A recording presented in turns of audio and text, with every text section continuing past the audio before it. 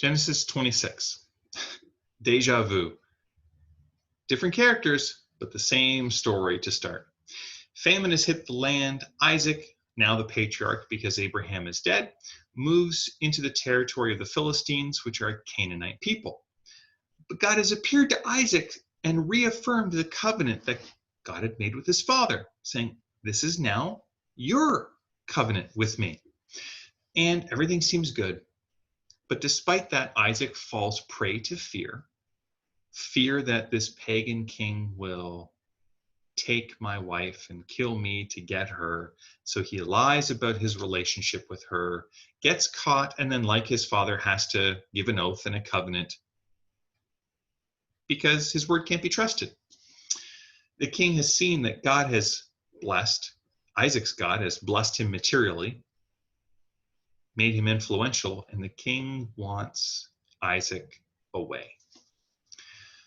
Now, what I want you to focus on, though, in this chapter, though, is verse 5. God says to Isaac that the promise and blessing he gave to Abraham will continue to Isaac because Abraham fulfilled all of the, now these are the words from the New Living Translation, requirements, covenants, decrees, and instructions.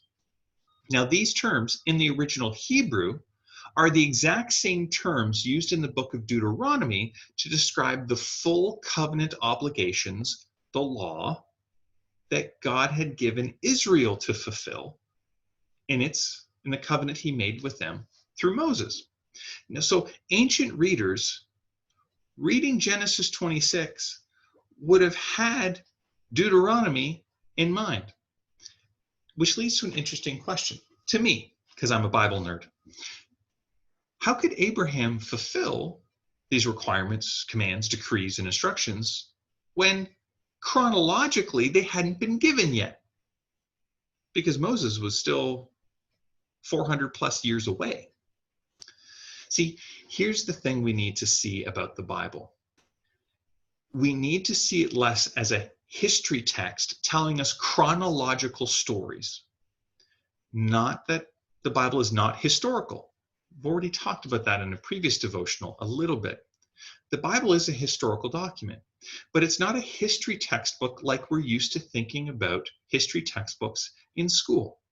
It's a devotional, meditative text that uses historical events, and Moses wrote both Genesis and Deuteronomy. And he's looking to make, I'll use a modern term, a hyperlink for readers of Deuteronomy, because that's the time in the era when Deuteronomy happened, when Moses wrote these books. He's calling the readers at his time to look back at the story of Abraham and to see a particular pattern. Abraham was one who listened to God, and that is what shaped and framed his life to be one who fulfilled the requirements, decrees, commands, and instructions. And so this listening, it's the posture to God that is more important, because it's our posture towards God that actually helps us cooperate with God to fulfill his word in us.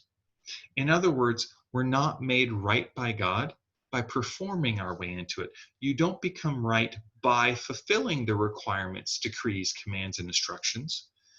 We listen to God, trust God, believe God, give our allegiance and loyalty to God, and then he shapes us to fulfill his requirements, commands, decrees, and instructions. This is the biblical pattern, not just Genesis or Deuteronomy, but right through the scriptures. I want to stress, the text is suggesting to its first listeners, it's not obedience to the law that made Abraham right with God. It was faith, allegiance, participation, trust, which the fruit of is obedience. Posture, not performance, sets the tone for a relationship with God. I'm going to go through the ring. Thought for today. Where is your heart's posture towards God? Are you listening, or are you seeking to perform? As you consider that, may the Lord bless you and keep you. May the Lord make his face to shine upon you. May the Lord be gracious to you. And today, would you know his peace? God bless.